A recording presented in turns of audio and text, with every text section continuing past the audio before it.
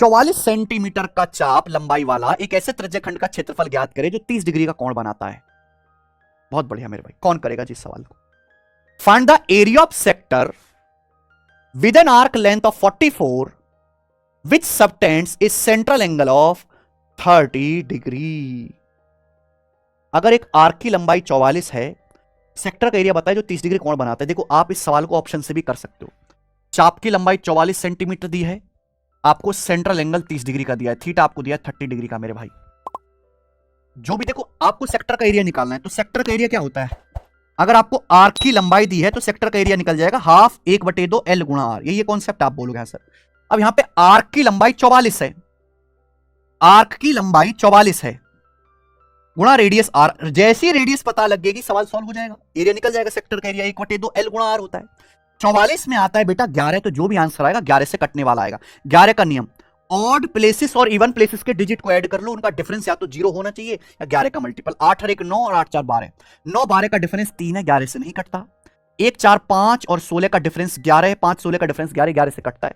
ये भी 11 से कटता है। 8 और 1 9 8 4 12, ये भी 11 से नहीं कटता। तो भाई मैं 2 ऑप्शन में तो फंस गया, सी ऑप्शन में और बी ऑप्शन में। ठीक है जी, 2 ऑप्शन में हम फंस गए।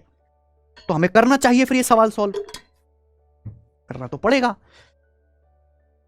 अभी मैं आपको एक टेक्निक और बताऊंगा, पहले यहां पर रेडियस निकालो। अगर आपको चाप की लंबाई दी है 44, तो आप मुझे बताओ सेक्टर का आर्क क्या होता है? आर्क की लंबाई L बराबर 2 पाई आर, पाई का मतलब 22/7, रेडियस आपको पता नहीं है, इंटू थीटा बाई 360। थीटा का मतलब 30 डिग्री, 30/360। 30 डिग्री को 360 से भाग देंगे 1/12। 22 दूनी 44 से 44 कट जाएगा, तो रेडियस आएगा 12 7 84, 84। रेडियस 84 आएगी मेरे भाई। क्लियर है? 84। एक बार बताऊं, जब हम सेक्टर का आर्क निकालते हैं, आर्क, तो ये आर्क का फॉर्मूला होता है 2 पाई आर गुणा थीटा बाई 360 डिग्री, ही होता है मेरे भाई। ये इंटीजर तभी आएगा, ये आर्क जो है इंटीजर तभी आएगा, चाप की लंबाई, जब नीचे का ये 7 कटेगा। जब नीचे का ये 7 कटेगा, यानी कि रेडियस जो भी होगी ना, ये 7 का मल्टीपल होगी।